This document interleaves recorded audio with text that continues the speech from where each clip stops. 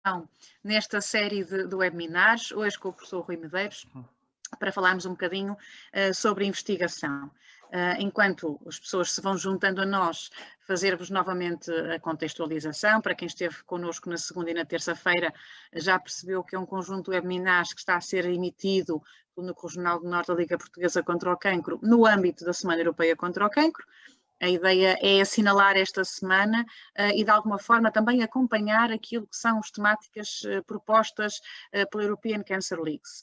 Na segunda-feira falámos um pouquinho sobre alimentação, na perspectiva da prevenção primária, ontem sobre cancro de pele, na perspectiva da prevenção secundária, e hoje o tema é a investigação. E por isso ninguém melhor que o professor Rui para também nos orientar um pouco a este nível e percebermos um bocadinho melhor qual é o papel da investigação na prevenção, no tratamento do cancro, aquilo que ainda eventualmente nos poderá fazer falta saber para conseguirmos melhor lutar contra a doença, e enfim, uma série de questões que com certeza o professor Rui terá já pensado para partilhar connosco. Como de costume, vou desafiar quem nos está a ouvir a ir fazendo alguns comentários ou questões para que possamos também tornar este webinar um pouco mais interessante e permitindo que todos tenham as suas dúvidas esclarecidas. De resto, dizer boa tarde ao professor Rui e dar-lhe a palavra. Boa tarde. Muito obrigado. É com muito gosto que participamos nesta sessão e, obviamente, que, como a doutora Cristiana referenciou, a investigação em cancro é uma área que nós acompanhamos desde há quase 30 anos. Portanto, já é uma história ligada à investigação e, obviamente, muito ligada ao IPO de Porto, que é a grande organização de investigação em oncologia em Portugal. E, além de ser o maior hospital oncológico nacional, é outra questão que é importante referenciar, e que tem uma relação bastante próxima com a Liga Portuguesa contra o Cancro. Como a Cristiana referenciou, esta semana é integrada nas iniciativas da European Cancer League, ou Associação Europeia de Ligas contra o Cancro, que a Liga Portuguesa contra o Cancro é um dos membros ativos. Aliás, eu sou vice-presidente dessa organização via Liga Portuguesa contra o Cancro, e isto, sobretudo, mostra a importância que tem participar em redes europeias de integração de conceitos, de intervenções, e acho que esta organização é um exemplo. Nós já sabemos, um dos bons exemplos que tem sido veiculado é o Código Europeu contra o Cancro. É um grande exemplo de como uma atitude concertada de várias organizações europeias tem sido um grande sucesso e é emblemático. Nós sabemos que em praticamente todos os países europeus onde existe implementação do Código Europeu contra o Cancro, a atitude é comum, existem conceitos que são comuns, que foram trabalhados nestas organizações, e a questão de teres uma palavra em comum é muito importante, porque as mensagens são claras, efetivas. Sobretudo, há outra mensagem que é importante e que tem a ver com esta sessão.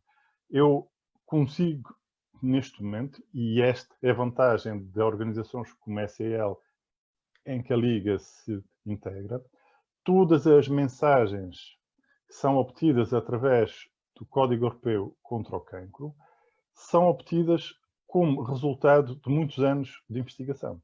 Ou seja, elas não aparecem do acaso, elas resultam de muitos resultados de investigação, de gente que trabalhou há vários anos a tentar provar alguma coisa, e estas coisas de muitos investigadores, muitas equipas, muitas experiências e intervenções no terreno, mostraram que aquela mensagem que no Código Europeu contra o Cancro, que é um excelente exemplo de uma aplicação imediata da investigação, são mensagens que são credíveis e com base na evidência científica. Nós sabemos, é óbvio que o grande exemplo é sempre o fumo de cigarro, é um exemplo em que isto é... Eu cresci na altura em que os professores fumavam nas salas, nos autocarros, era normal fumar, porque as pessoas achavam que o fumo era uma coisa assim relativamente pacífica. Hoje em dia sabemos que não é nada disso e não é nada por uma percepção, não. É porque existe um grande nível de investigação que mostrou o que sabemos hoje em dia, que o fumo de cigarro tem uma intervenção determinada nas células, não só diretamente sobre as células, mas sobre o seu DNA, altera as moléculas de DNA e isso vai ter efeitos muito graves naquelas células. Elas vão perder o controle e isto, sobretudo, vai evidenciar o que sabemos hoje em dia, que o fumo de cigarro é um dos grandes fatores de risco para cancro. Este é um exemplo e obviamente não é esta a sessão, mas eu consigo-vos arranjar dezenas ou centenas de estudos científicos que mostram exatamente isso.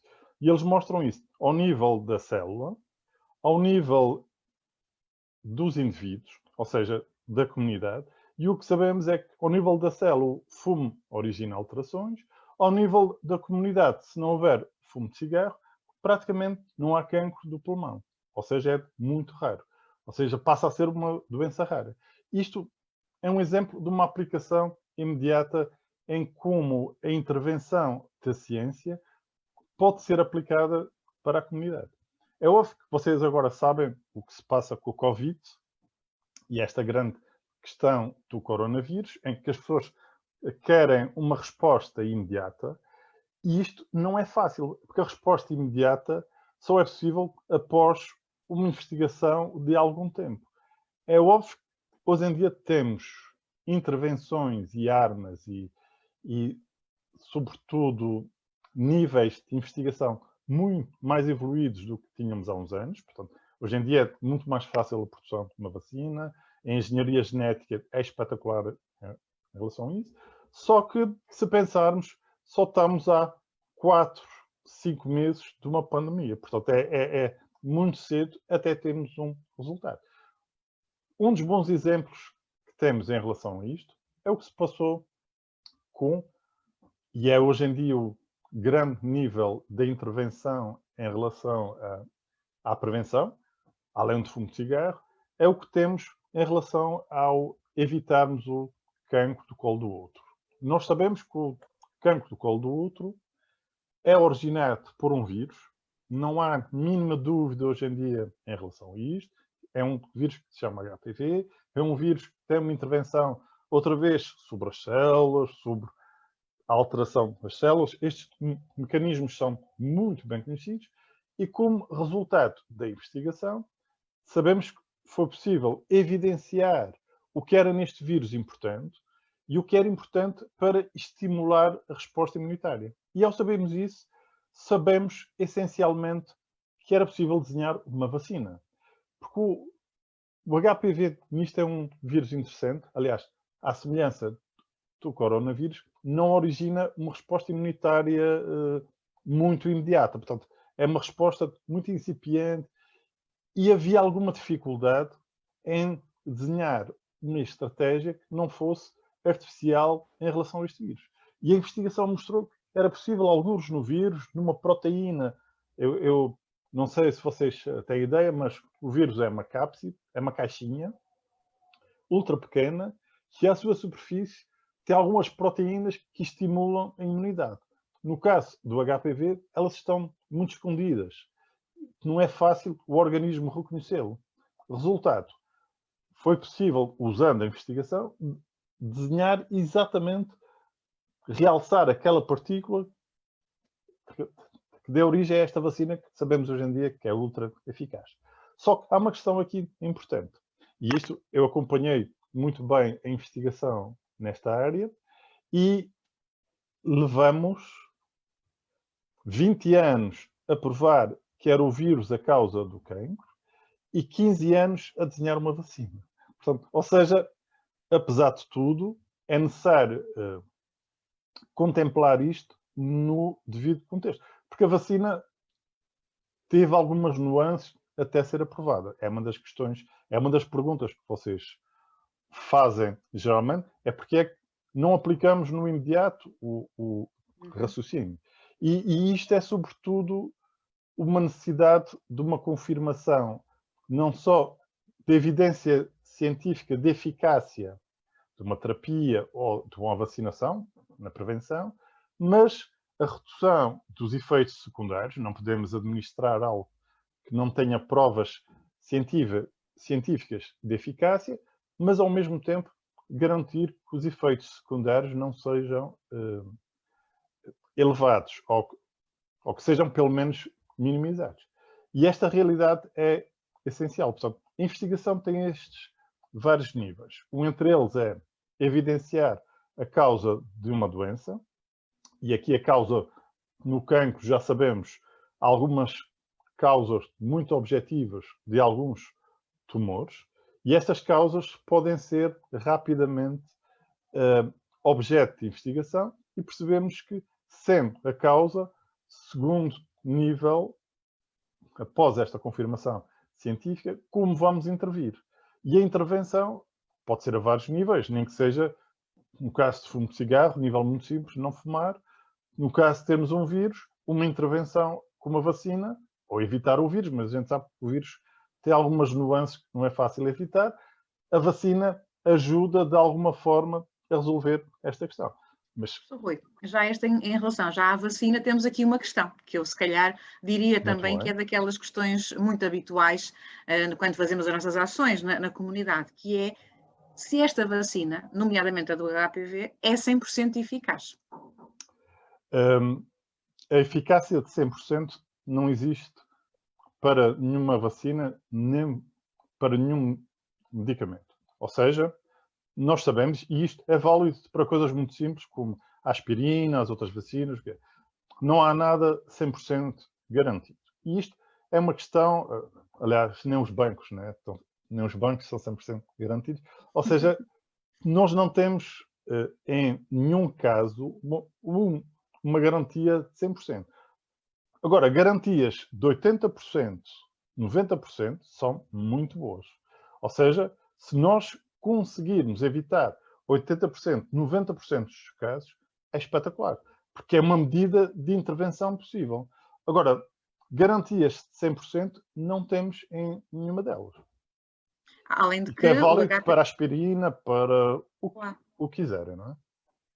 É porque, além de tudo mais, o próprio vírus também tem vários estirpes, não é? Não estamos a falar de uma única entidade. Exatamente, já não falamos isso. No caso do HPV, nós sabemos que existem 100 e tal genótipos, 100 e tal variedades, há quem diga até 200, e todas elas com intervenções possíveis, algumas delas em relação a risco para cancro. Ou seja, isto só introduz uma variedade enorme.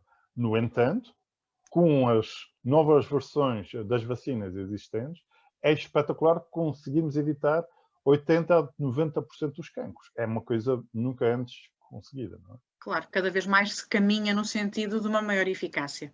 Exatamente. Há aqui também outra questão, e que tem toda a lógica, porque nós falamos sempre muito do HPV relacionado com o cancro do colo do útero, mas ele é neste momento identificado como sendo causador de outros cancros. E a pergunta é especificamente em relação ao cancro dos ovários, se há alguma relação do HPV com os ovários, e já agora acrescento eu também, com outras localizações do nosso corpo. Essa é uma questão muito interessante e que às vezes é objeto de alguma discussão. Neste momento, o que sabemos é que praticamente 100% dos casos de cancro do colo do útero são originados pelo HPV. É um modelo de eleição em relação à intervenção do vírus. No entanto, sabemos que existe a intervenção em relação a outros tecidos. A área urogenital é a área essencial. Sabemos que na cavidade oral ou na cabeça e pescoço existem alguns tumores onde o vírus pode originar cancro também. E há alguns relatos, mas muito raros, e a raridade é mesmo raridade, de algumas intervenções, mas não tão confirmadas como agente etiológico, em algumas situações no pulmão e em outros tecidos. Ou seja, são casos muito raros em que não há uma comprovação do efeito carcinogénico. Ou seja, são achados. E os achados, às vezes, nem sempre são a causa lá está. A questão de encontrarmos um vírus numa determinada localização não quer dizer que ele seja a causa daquela doença, não é? Isto é muito interessante, nós ouvimos agora a propósito do Covid, do coronavírus, eu ouvia coisas anedóticas de a resistência do vírus 15 dias, mais no ambiente. Isto é espetacular porque, se observarmos os estudos que apresentavam isso, eles diziam que o que estava lá era o RNA do vírus ou alguma coisa do vírus. É completamente diferente termos um vírus ativo a intervir e a causar doença. Estamos a falar em entidades biológicas que precisam de algum ambiente para serem ativas. E aqui, no caso do HPV, é igual. O fato de encontrarmos um vestígio do vírus em determinadas situações não quer dizer que seja a causa daquela doença. Há realmente relatos muito raros em muitas outras localizações. Acreditem que nós próprios em investigação já testamos em muitas outras localizações, mas é muito raro acontecer. Não é minimamente relevante em relação a uma intervenção na sociedade. Portanto, em relação a cancro do ovário, pensaria outros riscos, nunca no caso do HPV. Rui, de facto é neste momento cada vez mais importante que nós tenhamos uma boa literacia em saúde e que percebamos como é que os vírus funcionam, porque como diz, a realidade é que a Covid apareceu, é causada por um vírus e muito têm falado, muitas fake news vão aparecendo e as pessoas estão um bocadinho reféns daquilo que sabem ou não. Sim, sim. E nessa sequência surge-nos também aqui uma questão que já está um bocadinho a inferir das suas palavras anteriores. De qualquer das maneiras, eu prefiro lê-la para que o professor Rui também possa então esclarecer definitivamente quem comenta. Aqui a lógica, agora falando da vacina da gripe, e porque estamos a falar em vírus, não é? Segundo o que diz, então, a vacina da gripe não garante que possa aparecer anualmente outra estirpe à qual a vacina não seja eficaz. Ou seja, nós somos vacinados contra uma determinada estirpe do vírus, o que não quer dizer que não possa aparecer outra em que a vacina seja menos eficaz. A resposta é exatamente igual. E eu gostava de realçar que eu vacinei-me o ano passado contra a gripe e passei muito bem esta crise. Ou seja, recomendo vivamente. Mas a mensagem é exatamente essa. A gente sabe que não há uma garantia de 100%. Obviamente que não. Agora, sabemos que, usando as probabilidades, a proteção é muito maior. E em relação à gripe, a proteção é muito elevada. Não impedindo. Há uma questão aí importante, o que chamamos de gripe e o que chamamos de síndrome gripal, que é diferente, não é? A gripe é originada pelo vírus influenza, que é conhecido, e realmente podem aparecer algumas variantes extra vacina, mas não é provável, mas podem acontecer. E há outra coisa que é nós acharmos que temos uma gripe e o que temos é um síndrome gripal. Ou seja, aquela caracterização de dores musculares, da febre, essas coisas, muitas vezes associamos uma gripe. Eu posso arranjar uma lista de uma dúzia de outros vírus que não são de influenza, que também originam esta sintomatologia. Aliás, o próprio coronavírus origina alguma sintomatologia parecida.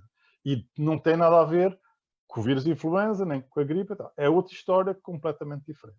Agora, esta questão é uma verdade. Nunca há uma garantia 100%, como não há uma garantia 100% de acreditarmos nos nossos bancos, nem nas nossas notícias, na televisão, nem nos jornais. Obviamente que, em relação a isso, é interessante. Eu acrescentei aqui alguns cartões que acho que vão ajudar a provocar na audiência uma certa pensamento em relação a isso. Eu precisava compartilhar a tela, porque tenho aqui uma limitação, se for possível, mas o anfitrião não me deixa partilhar. Não, temos que aguardar que a nossa colega que está aqui atrás consiga fazer eu estou acostumado a controlar as operações nestas situações. Nós, no fundo, estamos a fazer aqui um processo, professor Rui. Nós, desde segunda-feira, que vimos a aprender como é que são estas novas tecnologias. E é espetacular o que é possível hoje em dia e o que é possível em relação a esta tecnologia eu hoje em dia, isto para terem uma ideia,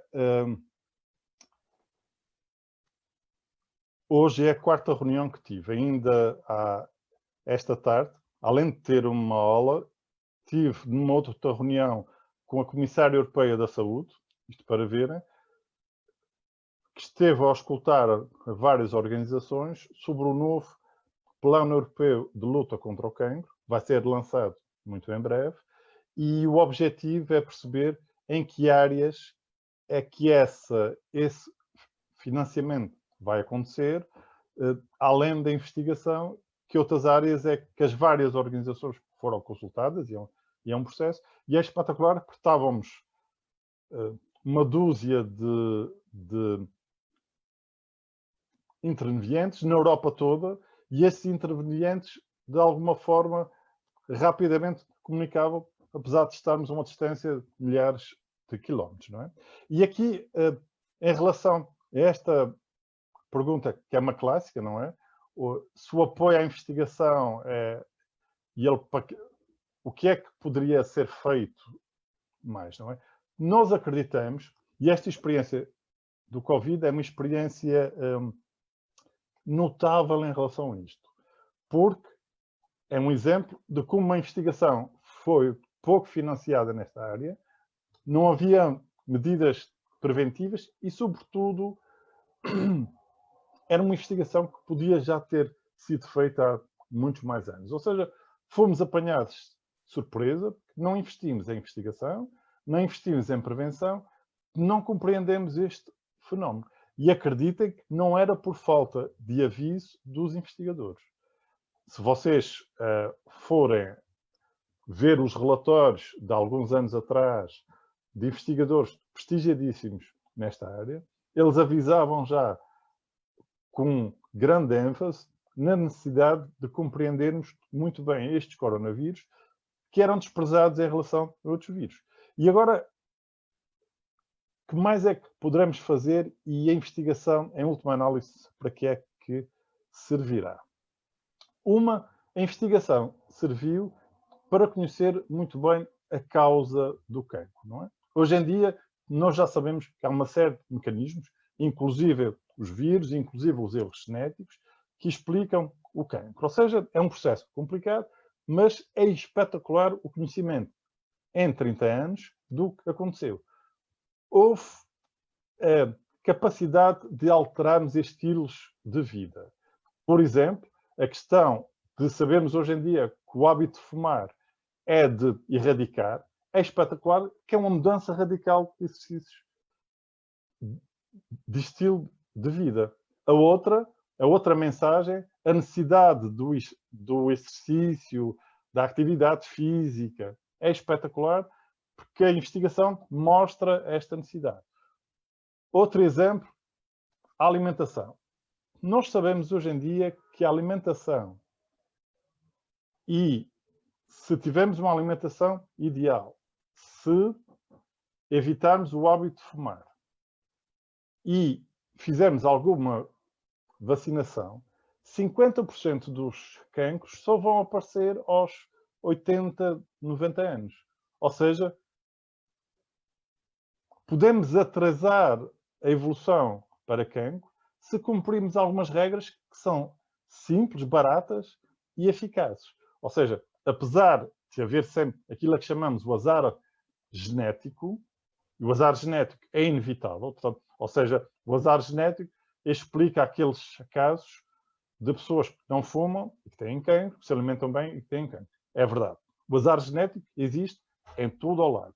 No entanto, sabemos que se cumprirmos estas regras, 50% dos cancros só irão acontecer com o grande evento, que é o maior risco para cancro, que é o envelhecimento.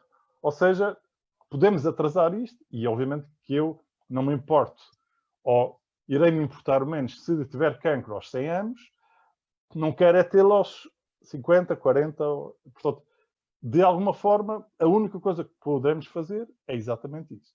E a questão do genoma permitir-nos evoluir para desenhar novos medicamentos, e estes novos medicamentos baseados no conhecimento do genoma, no conhecimento das moléculas que existem no cancro, nos erros genéticos, estão a permitir uma revolução completa em relação ao que existe e ao que era conhecido há 30 anos atrás.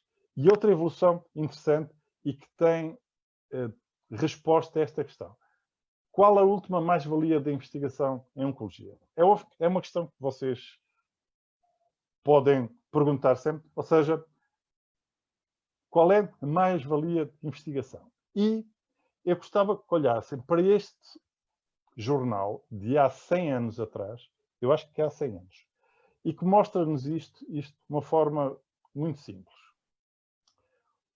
Um autocarro entra numa casa e apanhou, ou seja, matou uma velhinha de 42 anos.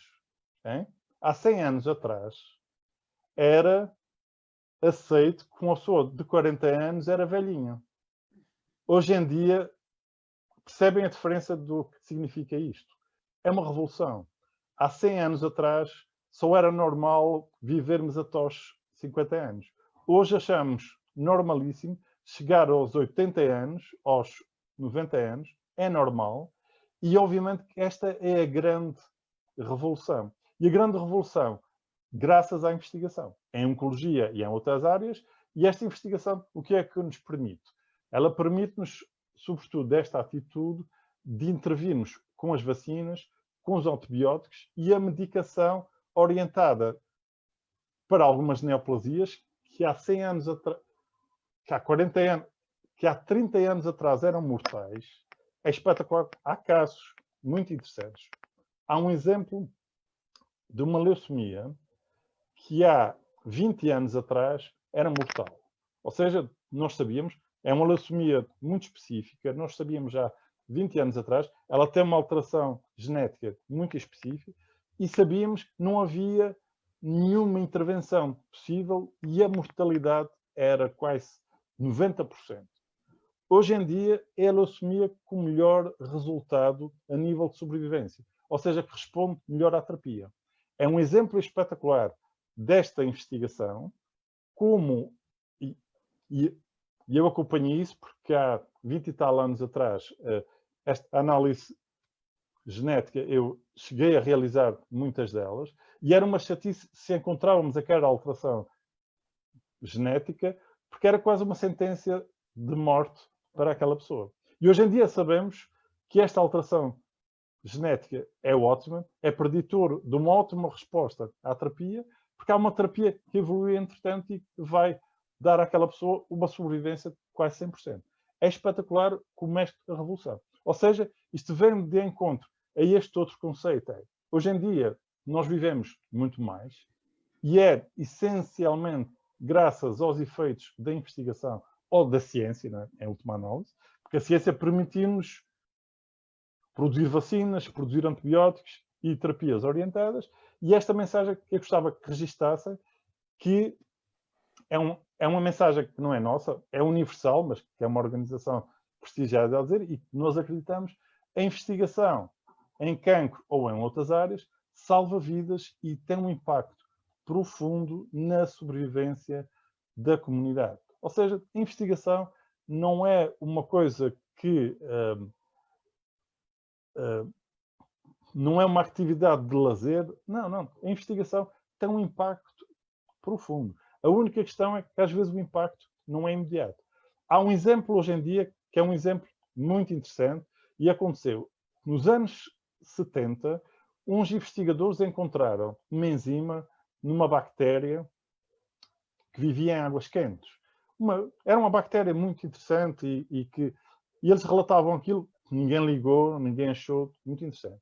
Agora sabem que esta enzima desta bactéria é usada em todo o mundo num método que se chama PCR e é usado todos os dias em todas as áreas. É usado na genética, para análise de DNA, é usado na medicina forense para análise de pistas, é usado nos vírus agora com o Covid, com o HPV, no rastreio do cancro do colo do útero, é usado na pesquisa dos DNAs virais, ou RNAs virais, no caso do coronavírus. Isto é um exemplo do impacto que uma investigação tem impacto profundo na comunidade.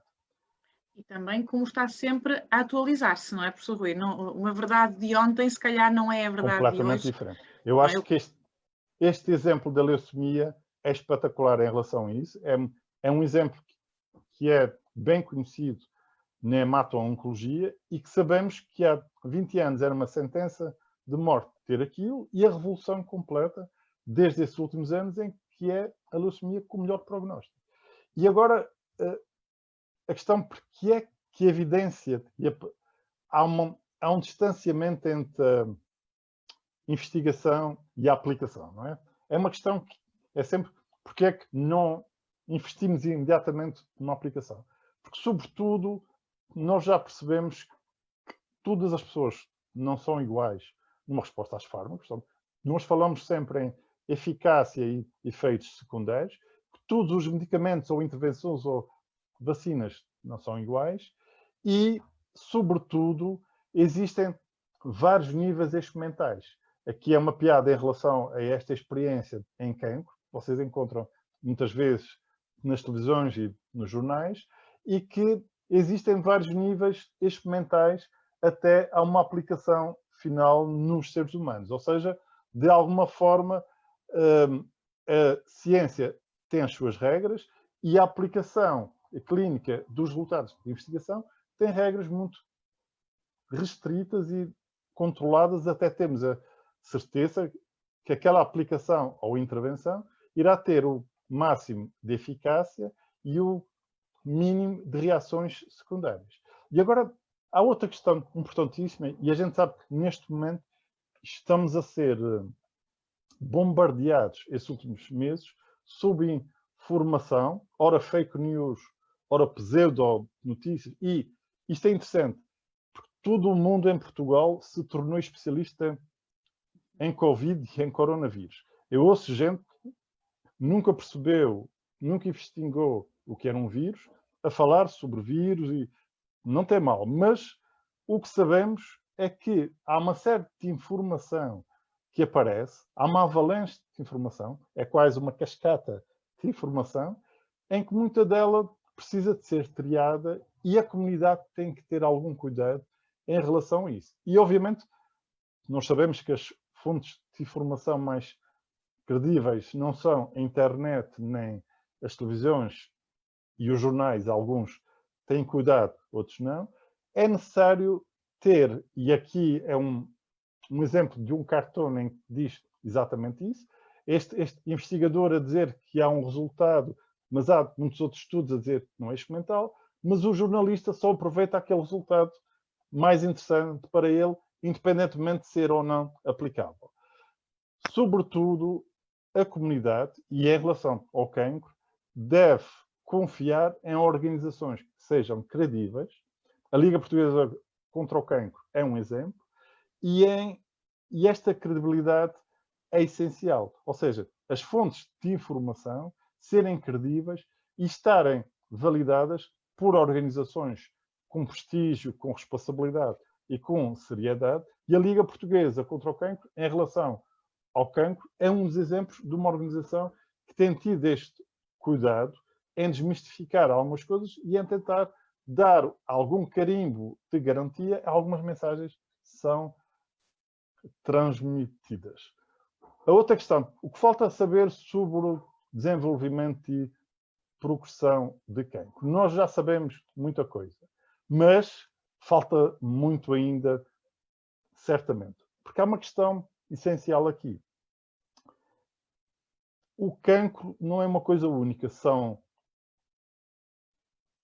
provavelmente milhares de entidades, cada uma com a sua dinâmica. Nós intervimos em cada uma delas de uma forma parcelar, mas existem sempre duas dinâmicas. Uma delas, a diversidade de cancros existentes, e outra delas, que é muito interessante, a resistência e a própria dinâmica do tumor na resistência a intervenções que temos. Ou seja, cada vez mais é necessário mais investigação para compreendermos toda a dinâmica do cancro em relação à intervenção. Isto quando falamos numa terapia já após diagnóstico de cancro. Por isso, continua a ser ideal, a melhor estratégia, apostar na prevenção.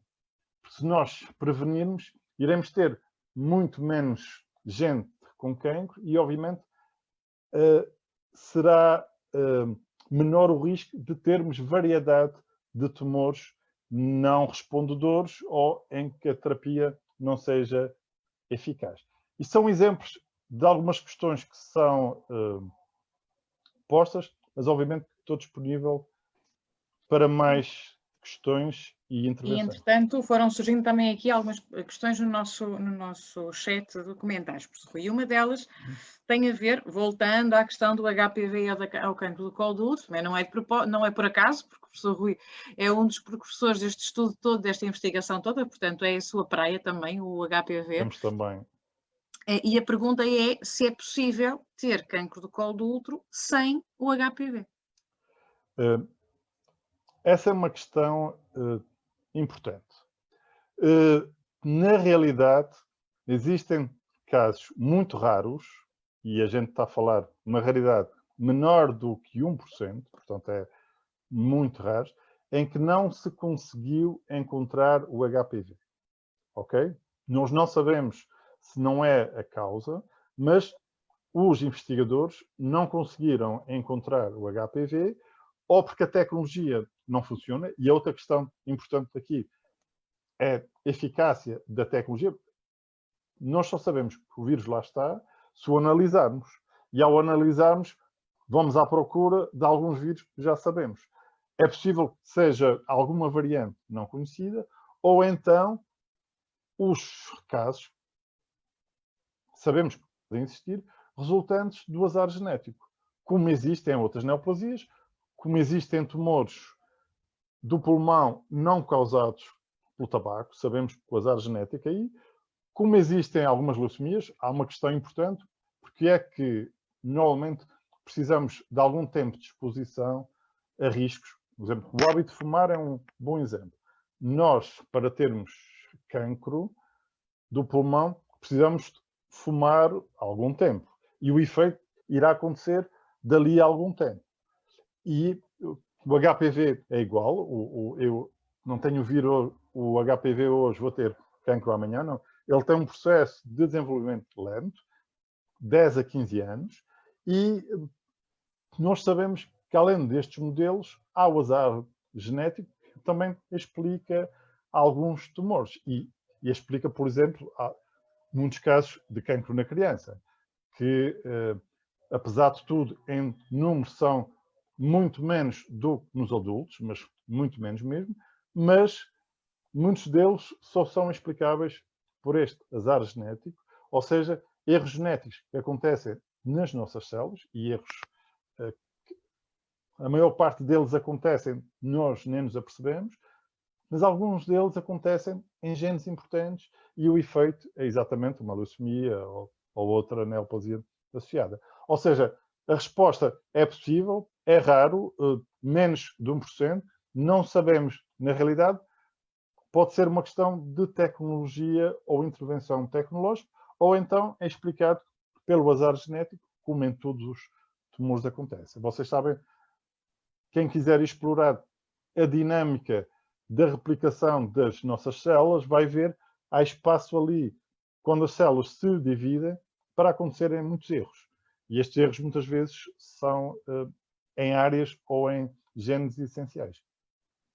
Rui, também há aqui uma questão relativa ao teste ISET e saber se ele já está a ser utilizado em Portugal. O ISET? Sim, ISET. Eu, entretanto, como eu não conhecia, fui fazer aqui uma pesquisa na net. Sim, muito rápido. Não conheço. Eu encontrei aqui uma notícia de 2019 que refere o teste ISET como isolando do sangue as chamadas células tumorais circulantes, permitindo assim a detecção precoce do cancro. Está bem, está bem. Nós damos outra designação. Há quem lhe chame biópsia líquida, há quem lhe chame células em circulação. É assim, nós realizamos investigação nessa área há 15 anos, detectando células circulantes do cancro da próstata e em outras neoplasias. E a verdade é que elas são detectadas.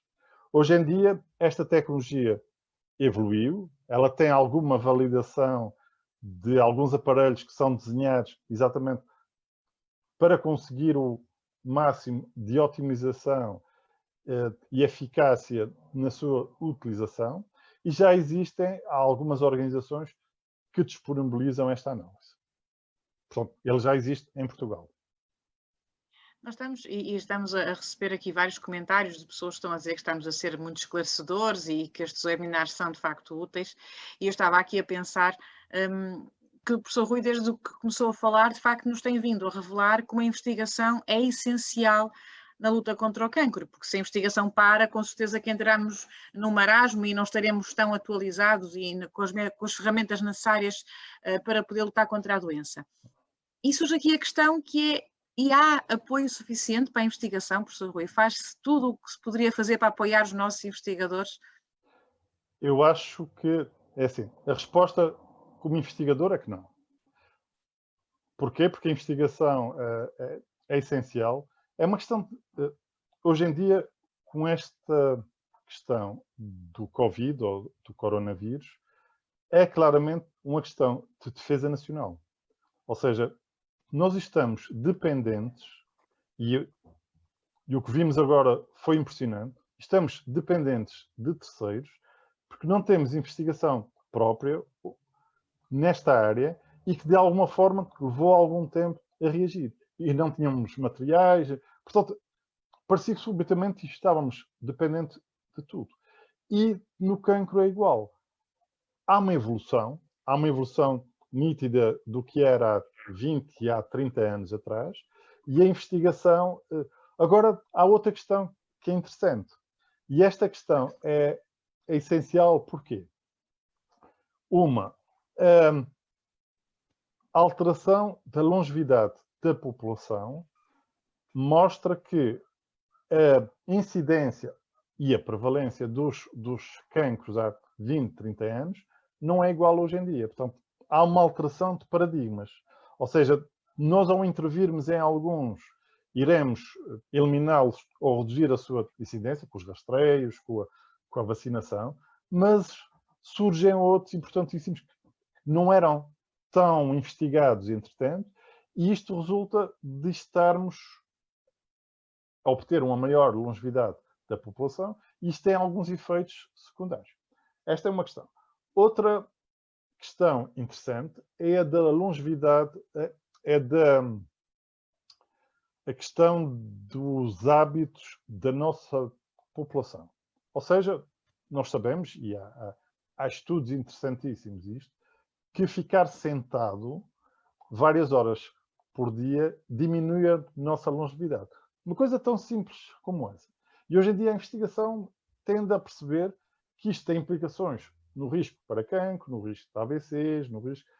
Portanto, todos os anos aparecem novas intervenções na investigação e que nos ajudam a tentar e a perceber que o que era importante em oncologia ou em investigação em cancro há 20, 30 anos, há 10 anos atrás, hoje em dia é diferente. Hoje em dia os objetivos e as intervenções que pretendemos são completamente diferentes. Ou seja, continuamos a ter uma necessidade de investigar para responder às novas necessidades que quem está no terreno precisa. E quem está no terreno aos vários níveis, na prevenção, ou seja, que resposta é que eu digo? Hoje em dia já temos uma resposta em relação ao tabaco e aos vírus, mas existem outros tumores que precisam de uma resposta, e o que é que posso fazer? E intervenção na terapia, tornar a terapia mais eficaz e menos efeitos secundários, e, sobretudo, isso é um campo enorme, porque todos os anos aparecem novas terapias. Todas elas precisam de ser investigadas em relação, outra vez, à eficácia e à existência de efeitos secundários. E é preciso gente muito especializada que compreenda toda esta linguagem. E obviamente que isto não é exclusivo dos investigadores, porque os investigadores precisam perceber as necessidades de quem está no terreno ou na prevenção ou na intervenção terapêutica, mas vice-versa. Quem está no terreno a intervir precisa também perceber a mensagem dos investigadores e a linguagem para intervir de uma forma mais eficaz. E há várias organizações que fazem isso muito bem e, sobretudo, mostra que a dinâmica da investigação não acaba. Há um exemplo muito interessante de um investigador prestigiadíssimo, ele é americano, é o Weinberger, e ele, nos anos 90, ali no final dos anos 80 e anos 90, ele ajudou a descobrir aquilo que chamamos oncogenes. Os oncogenes são alterações genéticas que estão relacionadas com o cancro e tal. E ele então disse, ora bem, já descobrimos estes oncogenes, não é preciso investigar mais nada em cancro, já sabemos tudo. Como conhecemos os oncogenes, a intervenção agora vai ser rápida, vou investigar outra área. Na altura, já não era interessante a investigação em cancro.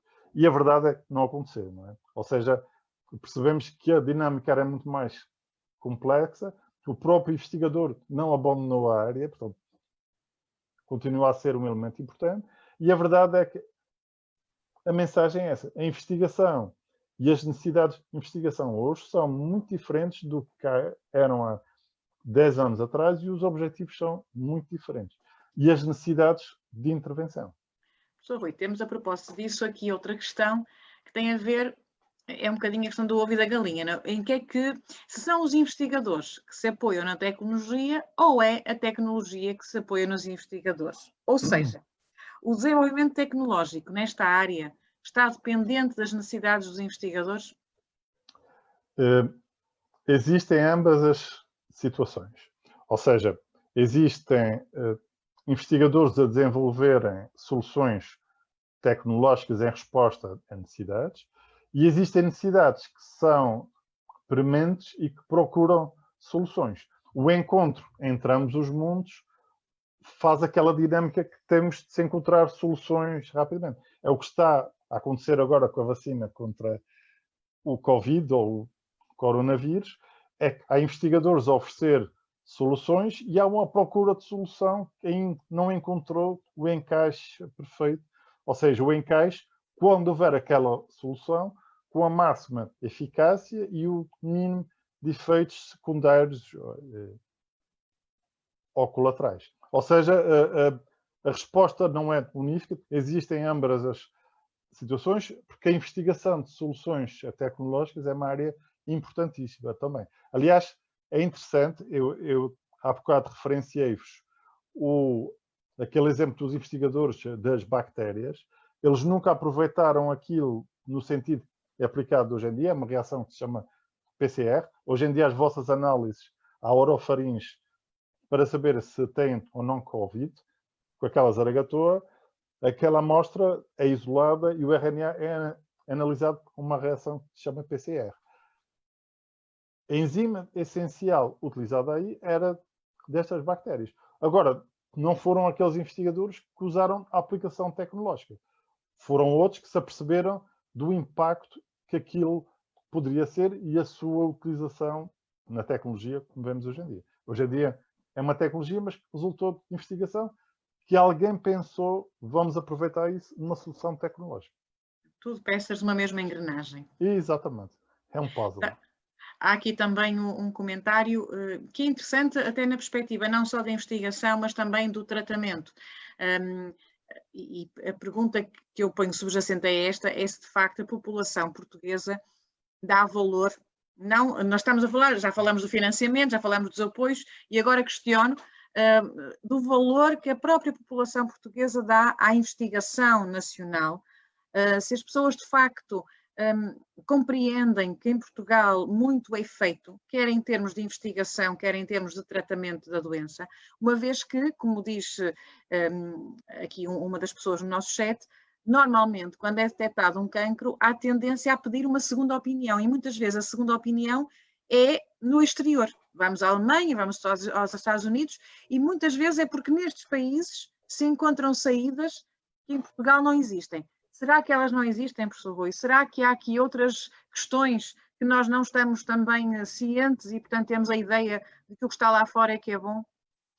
Ora bem, a realidade que eu conheço é que em Portugal, apesar de tudo, temos muito boas soluções. Eu conheço a realidade em alguns outros países e acreditem que em Portugal estamos muito bem servidos em relação a soluções dentro da evidência científica, ok? Porque a questão aqui, às vezes, eu acho que pedir uma segunda opinião é normal, não é criticável, acho que é normal.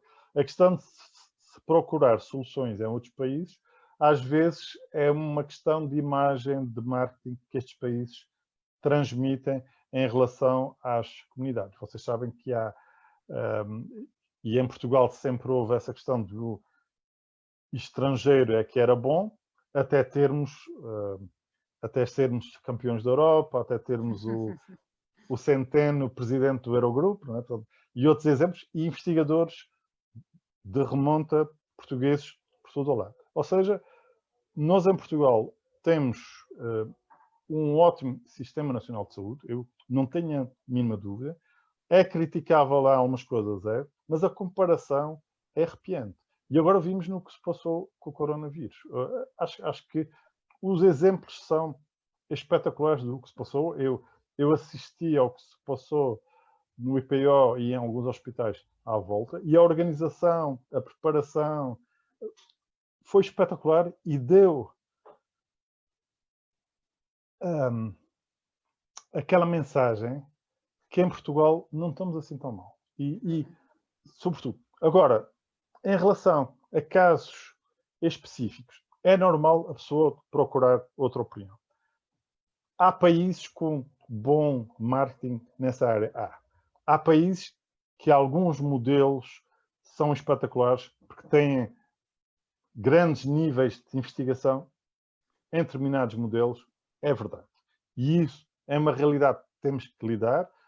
E não é por falta de capacidade em Portugal disso. É uma questão de redirecionarmos. É óbvio que quando nós ouvimos o outro dia os 900 milhões entregues ao novo banco, os investigadores todos pensaram, certeza que aquilo é investigação, iria render muito mais em resultados no futuro. Ou seja, eu acho que é uma questão de sensibilidade de quem decide e a sensibilidade dos decisores é essencial.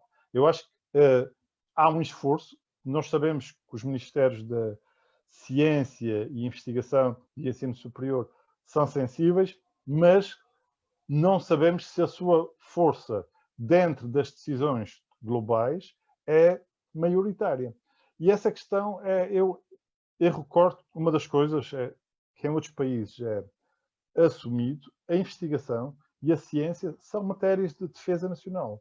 Ou seja, é uma questão de sobrevivência das nossas estruturas, termos eixos centrais de saúde, eixos centrais de educação e eixos centrais que alimentem a saúde e a educação e a tecnologia, que são a investigação.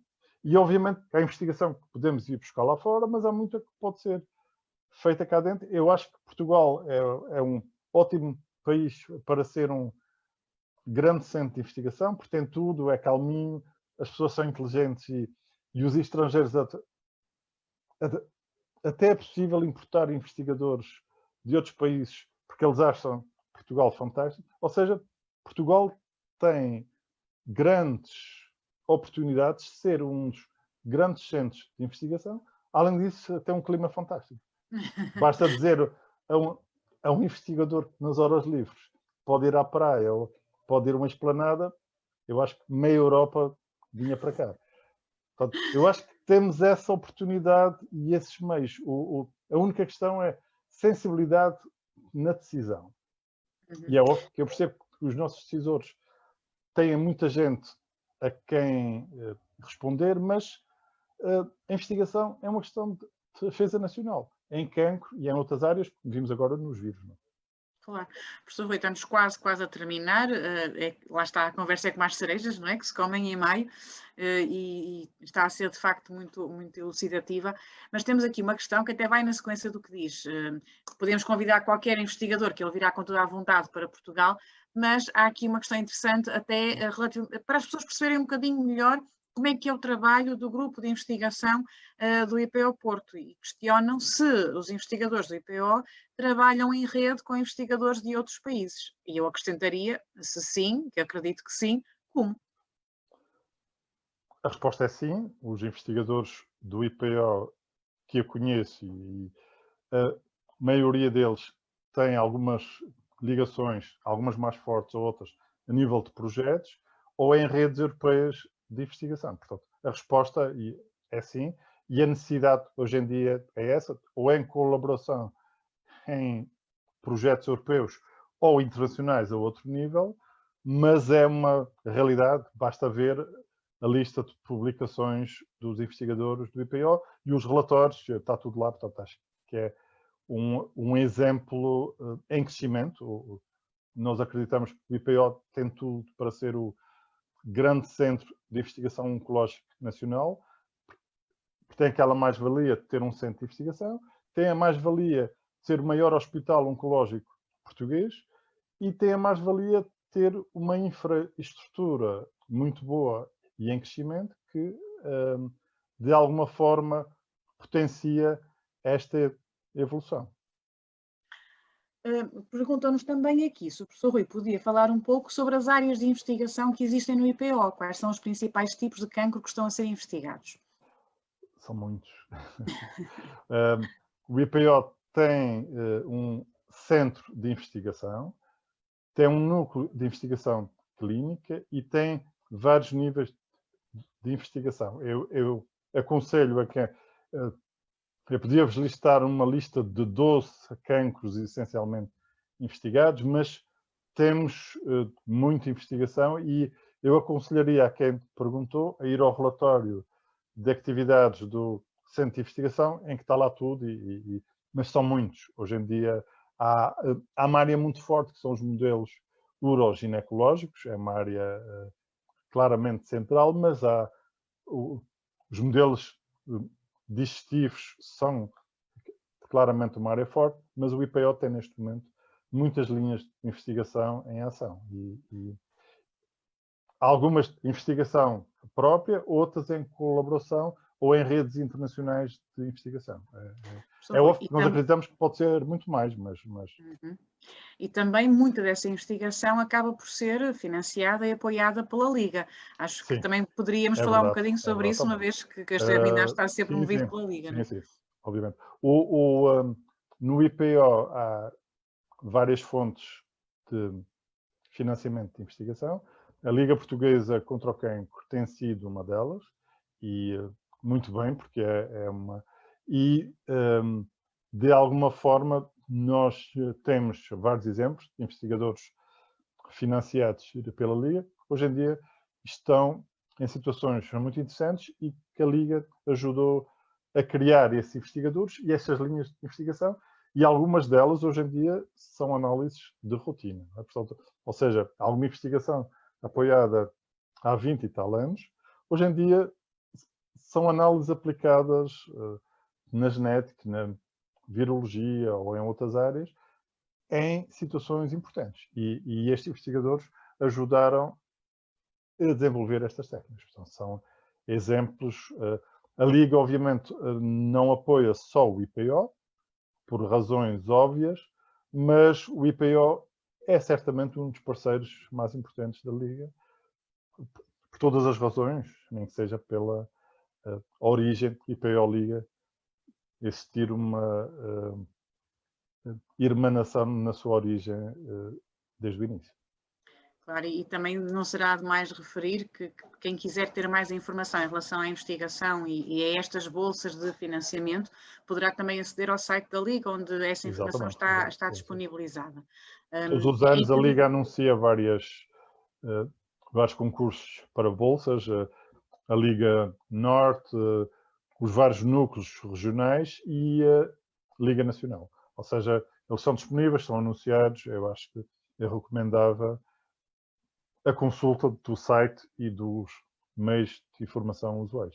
Sim, aliás, eu tenho verificado que ao longo dos webinars vamos registando mais gostos na nossa página e eu também gostava de alertar quem nos está a seguir neste momento, que é realmente as redes sociais neste momento são uma forma que nós temos de transmitir as atividades que vamos desenvolvendo e os apoios que vamos fornecendo, tal e qual como ao site. Por isso, se não puseram ainda o gosto ou a seguir na página, não deixem de o fazer, porque esta semana que estamos a assinalar irá com certeza ter outro tipo de consequências no futuro e dessa forma ficam de imediato informados. Por outro lado, e já no finalzinho da nossa conversa, um bocadinho exemplo do que tem vindo a acontecer nos outros dias, falar-vos também que amanhã estamos cá novamente com o professor António Araújo, falar um pouco também sobre as respostas que estão a ser dadas em termos de hospitalares aos nossos doentes oncológicos, hospitalares e não só, e na sexta-feira com a doutora Luciana Monteiro vamos falar um bocadinho sobre os apoios sociais que são dados ao doente oncológico. Esta semana, que começou na segunda-feira, acaba no domingo, e acaba no domingo com a Corrida para a Vida. Continuamos felizmente a registar cada vez mais inscrições, é bom sinal, é sinal também que o português gosta de se inscrever mais no final, mas apelamos a que façam com algum muito prévio, antecedência, para que consigamos organizar e enviar os dorsais a todas as pessoas que queiram participar na corrida. Já sabem que podem ver essa informação quer no Facebook, quer na página da corrida, www.corridaparavida.pt. Eu espero estar a dizer certo. A Vera hoje não me pôs aqui a página, portanto estou desorientada, mas será isso.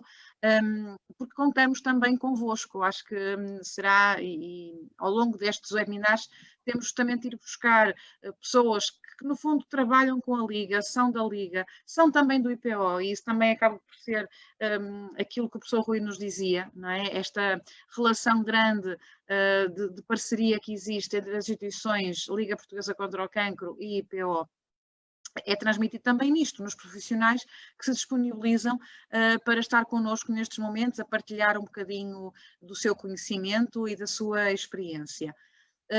Queria agradecer todas as questões que foram colocadas, porque claramente elas nos ajudam também a desenvolver a conversa.